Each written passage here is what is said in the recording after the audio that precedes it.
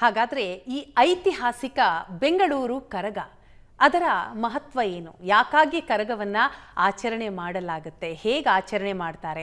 ಎಷ್ಟು ದಿನಗಳ ಕಾಲ ಬೆಂಗಳೂರು ಕರಗ ಇರುತ್ತೆ? ಇವತ್ತು ಕೊನೆ ದಿನ ಹೌದು, ಆದರೆ 9 ದಿನಗಳಿಂದಲೂ ಕೂಡ ವಿಜೃಂಭಣೆಯಿಂದ ಅತ್ಯಂತ ವೈಭವವಾಗಿ ಬೆಂಗಳೂರು ಕರಗವನ್ನು ಆಚರಿಸಲಾಗ್ತಾ ಇದೆ. ಈ 9 ದಿನ ನಡೆಯುವಂತಹ ಪ್ರಕ್ರಿಯೆಗಳೇನು, ವಿಧಿವಿಧಾನಗಳೇನು, ಇದರ ಹಿನ್ನೆಲೆ ಏನು, ಪ್ರತಿಯೊಂದರ ಬಗ್ಗೆಯೂ ಕೂಡ ಮಾಹಿತಿಯನ್ನು ನಿಮ್ಮ ಮುಂದೆ ಇಡ್ತಾ ಹೋಗ್ತೀವಿ. ಅದಕ್ಕಾಗಿ ನಮ್ಮ ಜೊತೆ ಸ್ಟುಡಿಯೋದಲ್ಲಿ ಅತಿಥಿಗಳು ಇದ್ದಾರೆ.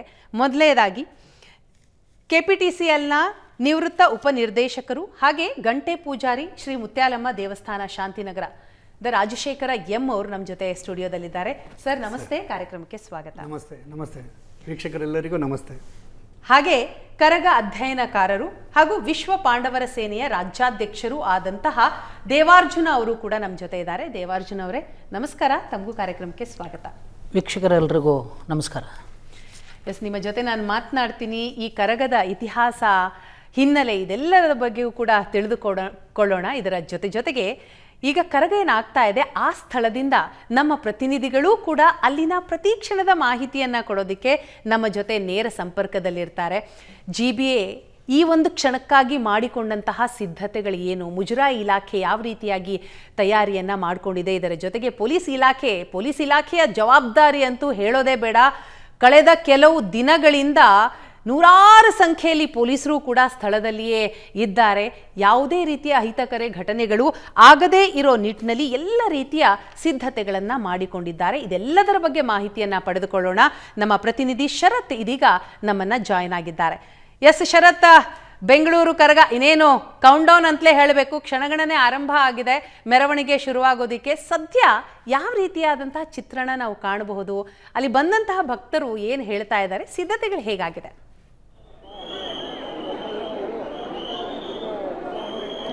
ವೀಣಾ, ವಿಶ್ವವಿಖ್ಯಾತ ಐತಿಹಾಸಿಕ ಕರಗದ ಶಕ್ತ್ಯೋತ್ಸವಕ್ಕೆ ಇನ್ನೇನು ಕ್ಷಣಗಣನೆ ಆರಂಭವಾಗಿದೆ. ಎಲ್ಲ ರೀತಿಯ ಸಿದ್ಧತೆಗಳನ್ನು ದೇವಸ್ಥಾನದ ಕಮಿಟಿಯರು ಮಾಡಿಕೊಳ್ಳುವಂತಹ ಕೆಲಸವನ್ನು ಮಾಡ್ತಾ ಇದ್ದಾರೆ. ಇನ್ನೇನು ಕೆಲವೇ ಗಂಟೆಗಳಲ್ಲಿ ಶಕ್ತ್ಯೋತ್ಸವದ ಮೆರವಣಿಗೆ ಬೆಂಗಳೂರಿನ ಬೀದಿಗಳಲ್ಲಿ ಹೊರಡೋದಕ್ಕೆ ಆರಂಭವಾಗುತ್ತೆ. ಸದ್ಯ ನನಗೆ ಪ್ರಸ್ತುತ ಧರ್ಮರಾಯ ಸ್ವಾಮಿ ದೇವಸ್ಥಾನದ ಮುಂಭಾಗದಲ್ಲಿ ನಾನಿದ್ದೇನೆ. ನೀವು ಗಮನಿಸ್ತಾ ಇರುವಂಥದ್ದು ಇದು ಬೆಂಗಳೂರಿನ ಮಾರ್ಕೆಟ್ನ ಬಳಿ ಇರುವಂತಹ ಧರ್ಮರಾಯ ಸ್ವಾಮಿ ದೇವಸ್ಥಾನ. ರಥೋತ್ಸವಕ್ಕೆ ಸಂಬಂಧಪಟ್ಟಂತಹ ಎಲ್ಲ ರೀತಿಯ ಸಿದ್ಧತೆಗಳನ್ನು ಈಗಾಗಲೇ ಮಾಡಿಕೊಳ್ಳಲಾಗ್ತಾ ಇದೆ. ನೀವು ಗಮನಿಸ್ತಾ ಇರುವಂಥದ್ದು ಪಾಂಡವರು ಹಾಗೆ ದ್ರೌಪದಿ ದೇವಿಗೆ ಸಂಬಂಧಪಟ್ಟಂತಹ ರಥ.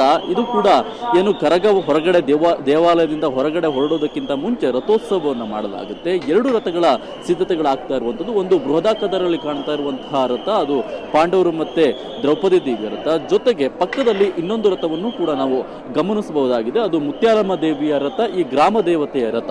ಇದಕ್ಕೆ ಸಂಬಂಧಪಟ್ಟಂತಹ ಎಲ್ಲ ಸಿದ್ಧತೆಗಳನ್ನ ಮಾಡಿಕೊಳ್ಳಲಾಗಿದೆ. ಕರಗ ಇನ್ನೇನು ಹೊರಡಬೇಕು ಅನ್ನೋಷ್ಟರಲ್ಲಿ ಗರ್ಭಗುಡಿಯಲ್ಲಿ ಪೂಜೆಯನ್ನ ಮುಗಿಸಿದ ನಂತರ ರಥೋತ್ಸವವನ್ನು ಮುಗಿಸಿ ತದನಂತರ ಕರಗದ ಪೂಜಾರಿ ಜ್ಞಾನೇಂದ್ರ ಅವರು ಹೊತ್ತುಕೊಂಡು ಬೀದಿಯಲ್ಲಿ ಸಾಗುವಂತಹ ಕೆಲಸವನ್ನು ಮಾಡ್ತಾರೆ.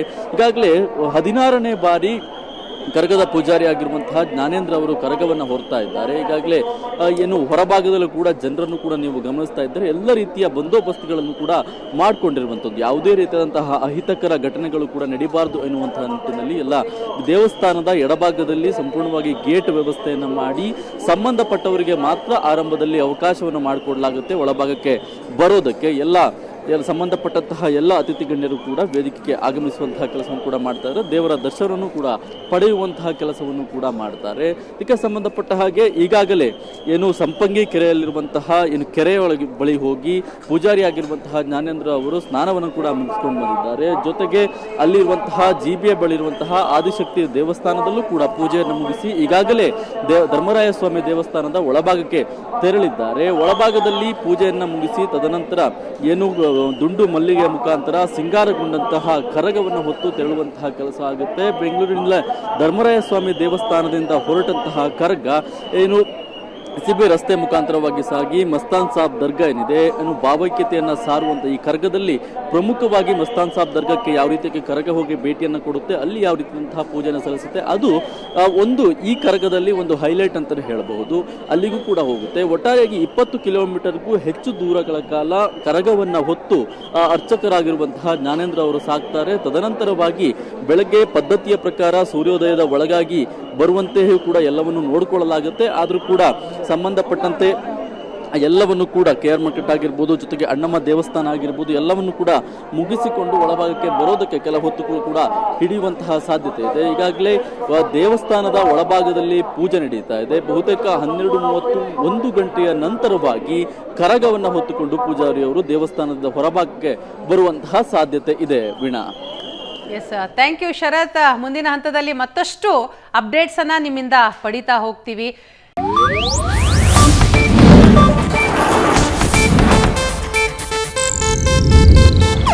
ಇದು ಏಷ್ಯಾನೆಟ್ ನ್ಯೂಸ್ ನೆಟ್ವರ್ಕ್ ಪ್ರಸ್ತುತಿ.